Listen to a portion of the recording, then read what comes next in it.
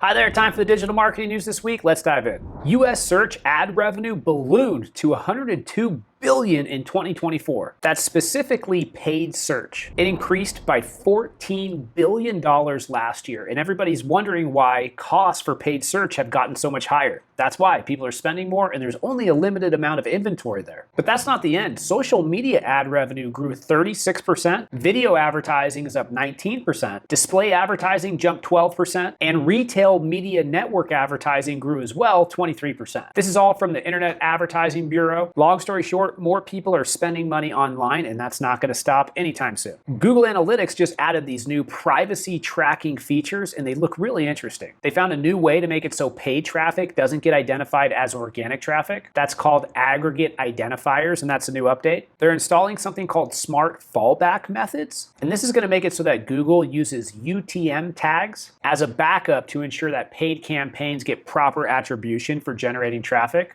They're rolling out a data quality indicator. This tool will alert you to any issues that you have with your setup that are impacting your data quality, and it's going to help you resolve the problem. And then they're also adding system annotations. Now, these system annotations are going to automatically add annotations to your reports to help you understand why numbers may appear different. Overall, when you think about this is Google trying to get more attribution for paid media and to more clearly show you ROI associated with advertising so that they can demonstrate their value. Pretty good idea. If you didn't know, Google has something called demand gen ads. Now, the news this week is that demand gen ads just got sharper. You're now going to be able to dictate where you want demand gen ads to show up across the Google display network, so you have more control than you had before. You'll be able to have creative customization. You'll be able to extend to platforms like YouTube Shorts when you couldn't do that before. And for the first time ever, you're going to get channel level transparency, so actual reports and performance data on the campaign level, the ad group level, and the individual ad level. This is big for demand gen campaigns. ChatGPT search, specifically the search area of ChatGPT, is growing like crazy. In the EU,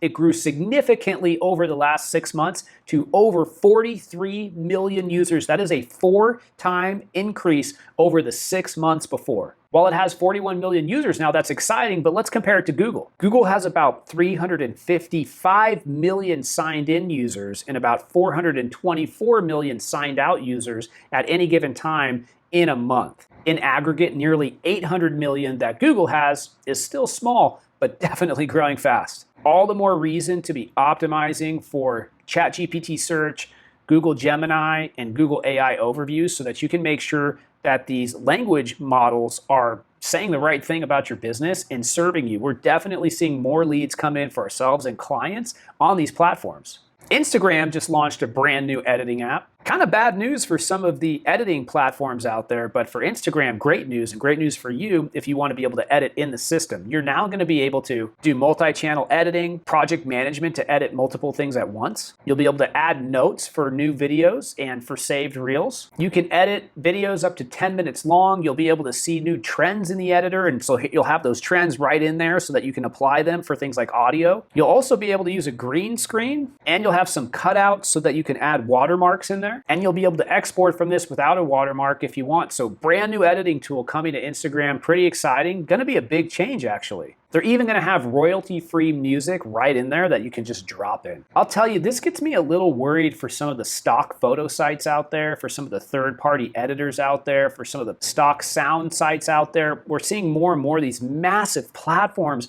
are just building some of these capabilities into their actual system because they're so big, they're so profitable, they always need to have a development roadmap. But what does that do to some of these other businesses that have been built around these things? Something to watch. YouTube just turned 20 this week, and they are growing like crazy. YouTube is actually now the #1 streaming platform, hitting a new high of 12% overall streaming watch time in March 2025. Everybody's on YouTube. You're watching it, I'm watching it. Be running ads on it to your first-party data and other great audiences. In comparison, Netflix is getting 7.9% of the streaming watch time. Disney's getting 5%. Prime Video's getting about 3.5%, and Paramount's getting 2.3%. So YouTube is way up there. Ads just expanded to all users on Threads. You might have seen a couple weeks ago that ads started coming to Threads. They were testing it. Now it's coming to all users. Threads has been growing by leaps and bounds. It's actually the fastest growing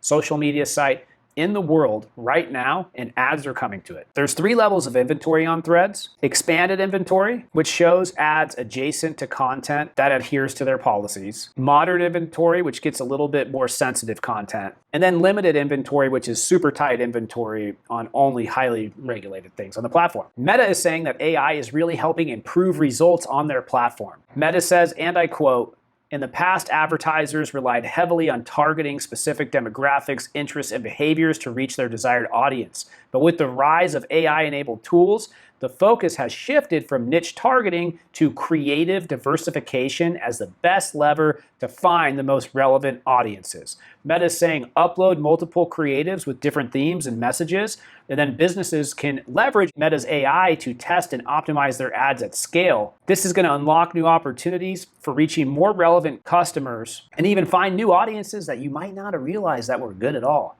So you want to start wide with a lot of creative and then let Meta's AI hone it down is what they're saying. BlueSky, which is growing and is an alternative to Twitter, just added verification this week. That's the last story for this week. Thanks so much for watching, everybody. I always appreciate it. Give me a like, give me a comment. It's great to chat with you online. Look forward to seeing you next week, and have a great day. Goodbye.